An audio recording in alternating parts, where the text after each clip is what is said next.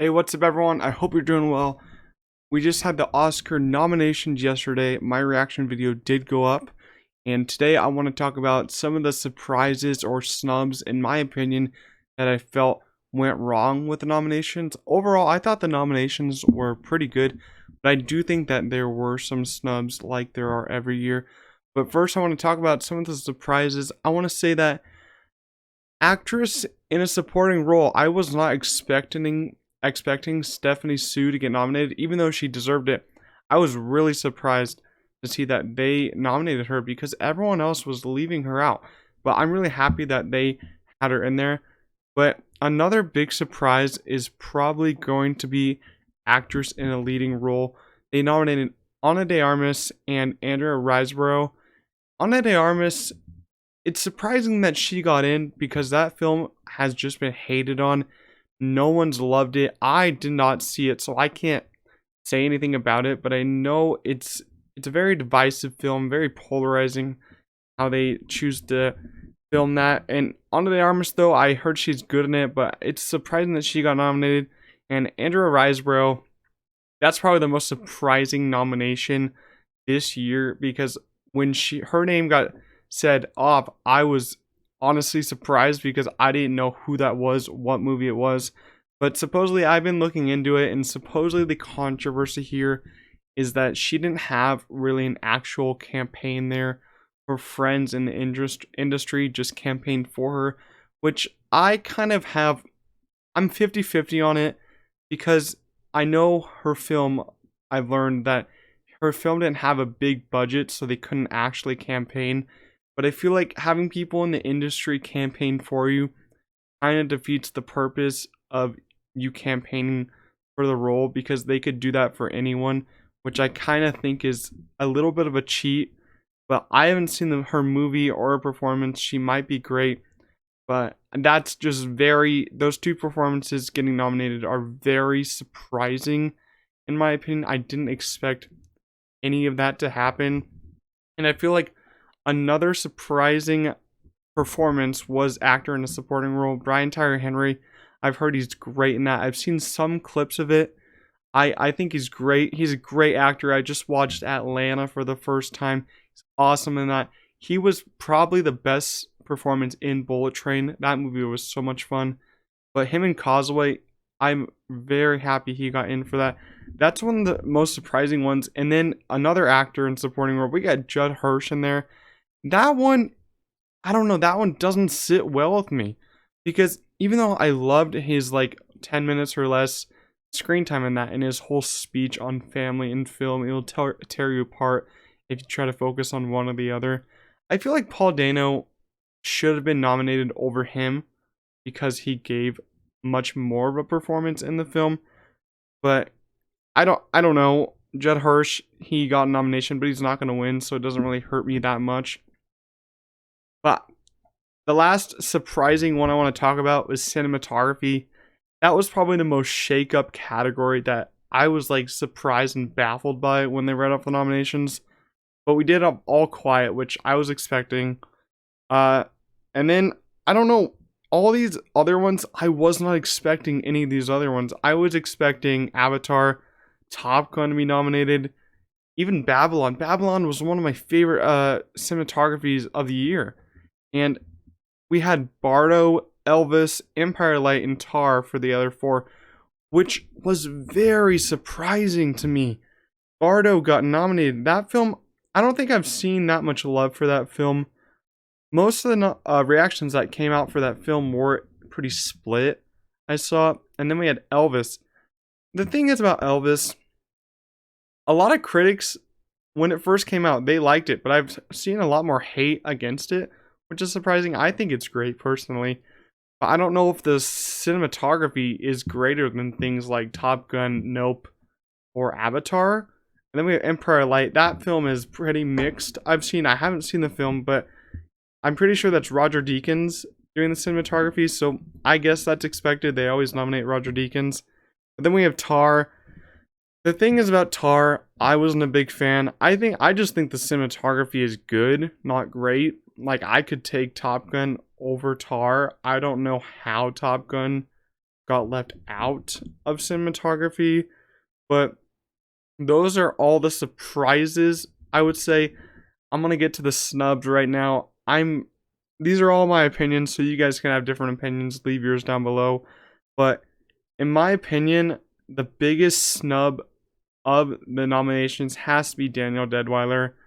Until her performance there was just amazing and very moving. I watched Till and I was very moved by her performance there. It's a hard movie to watch. It really is, to be honest. I probably won't watch it again because it's just such a hard movie to watch. Those true stories about the trauma. I have a hard time watching those movies, but I feel like her performance there had so much emotion in it and care from her, and I'm just devastated she didn't get nominated for that. And people have said that Viola Davis should have got in for Best Actress. I either think it should have been Viola Davis or Margot Robbie for Babylon taking Ana de Armas' spot. I really am confused how Ana de Armas got nominated, but Viola Davis, yeah, I would have liked her better than Ana de Armas, and Margot Robbie I feel like gives an amazing performance this past year. And for acting, main actor, I'm gonna say that Tom Cruise, he's a strong number 6 for me. So if he would have gotten in, I would have been happy. But I wouldn't say any of the best actors were snubbed. But I would have liked to see more love for Diego Calva in Babylon because he really surprised me. I haven't seen him in anything else except that, but he surprised me with how good he was in that movie. But moving on to some more snubs, in my opinion, I think Mia Goth actually got snubbed for Best Actress nomination because her and X, I first saw her in X. That was kind of my introduction for this past year, and I feel like her and X was a really great. She played I forgot her Maxine, I think was one of her characters, and then Old Pearl. She played both of them, and then Button Pearl, she played Pearl. And I feel like her and Pearl was amazing. One of her best performances, I think. I was blown away by her and Pearl. I could have probably voted. If I voted, I would have voted for her and Pearl over Ana de Armas and Blonde, even though I love Ana de Armas overall. But Mia Goth's another potential snub, people think. I kind of think so too. But for editing, I have one snub. It's Decision to Leave not getting nominated for editing. I think Decision to Leave had probably top 3, top 2 editing of the whole year. The seamless transitions of that movie was excellent. I think the editing and the script is the best part of Decision to Leave. But we gotta get to the biggest snubbed movie in my opinion, which is Nope. Jordan Peele's Nope. That was ridiculous. Nope got 0 nominations. 0 nominations. After Get Out, I don't think the critics or the people that are nominating stuff for Oscars really care about his films, which is kind of sad because I guess they got too on the high of Get Out and they think he hasn't made a better film than Get Out. I think Nope is actually his second best film, and I think it should have got nominated for cinematography. That cinematography by Hoyte van Hoytema was, oh my god, that was so good to look at the cinematography. The sound design, I don't think it even got shortlisted for sound design, but the sounds of that movie were crazy. I gotta say the VFX of that movie also were overlooked. It's subtle, but it's really good to look at. And you could even say he should have gotten nominated for directing or picture, but that was hard for him to get in for that. But I think Nope deserved either 1 or 2 nominations. Then we got The Batman. The Batman got, I don't know, I think it got like 4 or 5 nominations. But I think it was robbed of cinematography from Greg Fraser. Greg Fraser did Dune, and then he won for that. And then I think he's doing Dune Part 2 next year. So I'm surprised he did not get any recognition from the Oscars for the cinematography of The Batman, which I think it had one of the best cinematographies the whole year. And I would say Babylon got snubbed for cinematography. But the Batman on that, where I'm going to say that the score not being shortlisted, I don't think it was pretty criminal because that score was really great. And I think the biggest snub of the whole Oscars was Top Gun Maverick's cinematography not being nominated. That was extremely confusing to me considering all the shots in that movie.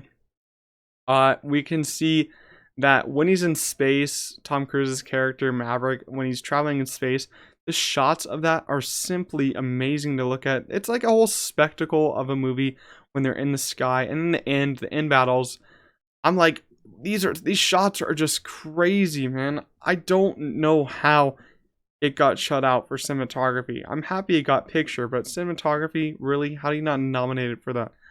I just don't understand it. But I think those are my biggest snubs and surprises of the Oscar seasons. Um, next month, late next month, I think I'm gonna do my predictions for who's gonna win. But I want you guys to leave your Oscar snubs or surprises in the comments. And I think that's all for today. I'll see you guys in the next video.